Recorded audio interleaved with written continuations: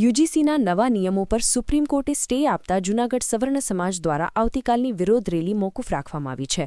કોર્ટે આ નિયમોના સંભવિત દુરુપયોગ અંગે ચિંતા વ્યક્ત કરી કેન્દ્ર પાસે જવાબ માંગ્યો છે.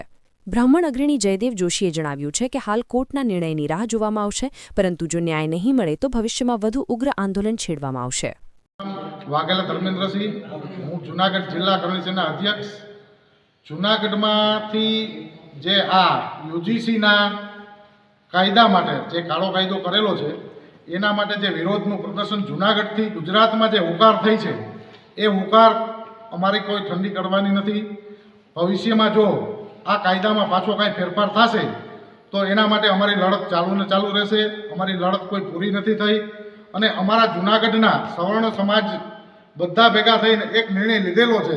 ભવિષ્યમાં કોઈ પણ આ જાતનું કાંઈ કાર્યક્રમ થાય તો એમાં આપણે પૂરેપૂરી લડત આપશું અને આગળ જતા અમારી સવર્ણ સમાજની એક અલગ અલગ ટીમો બનાવી પૂરા ગુજરાતમાં ફરવું પડે તો ફરશું.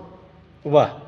સ્વાદ પ્રિય જનતા માટે જમવા માટેનું નવું નજરાણું, જ્યાં છે વેરાયટીનો ખજાનો. પંજાબી, ચાઇનીઝ, ગુજરાતી તેમજ ફાસ્ટ ફૂડ અને દરેક જાતની સ્વાદિષ્ટ મીઠાઈઓ તો ખરી જ. સાથે થાક દૂર કરે તેવી ટેસ્ટી ચા પણ રહેશે ઉપલબ્ધ. Madhav restaurant and caterers, Jetpur, Somnath highway, બધા